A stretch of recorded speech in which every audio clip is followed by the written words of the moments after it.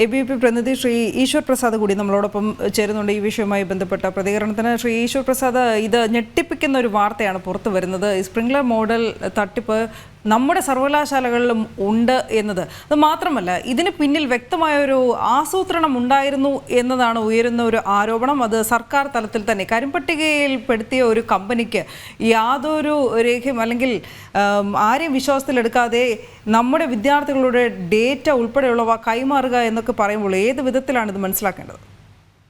നമുക്കറിയാം, ഈ സർക്കാർ കഴിഞ്ഞ കുറെ നാളുകളായിട്ട് ഇത്തരം തെറ്റായ രീതിയിലുള്ള കാര്യങ്ങൾ ചെയ്തുകൊണ്ടിരിക്കുകയാണ്. നമുക്കറിയാം, സാന്റാമോണിക്ക പോലുള്ള ഏജൻസികൾക്ക് വേണ്ടിയിട്ട് പ്രവർത്തിക്കുക, ഇത്തരത്തിൽ കരിമ്പട്ടികൾപ്പെട്ട ഏജൻസികളെ പല കാര്യങ്ങളും ഏൽപ്പിക്കുക, ഇങ്ങനെ ഇവിടുത്തെ വിദ്യാർത്ഥികളെ മൊത്തം ഇവിടെ നിന്ന് ആട്ടിപ്പായിക്കുന്ന രീതിയിലുള്ള പ്രവർത്തനങ്ങളാണ് സർക്കാർ ചെയ്തുകൊണ്ടിരിക്കുന്നത്. അതിന്റെ ഏറ്റവും ഒടുവിലത്തെ ഉദാഹരണം മാത്രമാണിത്. ഇത് ഈ ഒരു കാര്യത്തിൽ മാത്രമല്ല, നമുക്ക് കൂടുതൽ അന്വേഷിച്ചാൽ പല കാര്യങ്ങളിലേക്ക്, പല സർവകലാശാലയിലും എന്തൊക്കെ നടക്കുന്നു എന്നുള്ളത് കൃത്യമായി അന്വേഷിച്ചാൽ ഇതിലും വലിയ സംഭവങ്ങൾ ചിലപ്പോൾ നമുക്ക് കാണാൻ വേണ്ടി സാധിക്കും. അത്തരത്തിലാണ് സർവകലാശാലകളെ സർക്കാർ മുന്നോട്ട് കൊണ്ടുപോകുന്നത്. ആ സമയത്ത് അതിനെ എതിർക്കാൻ വേണ്ടിയിട്ടുള്ള ഗവർണർ ശ്രമങ്ങളെ സ്വാഗതം ചെയ്യുന്നു. അതോടൊപ്പം തന്നെ ഈ ഇതിൽ കൃത്യമായ അന്വേഷണം നടത്തണം.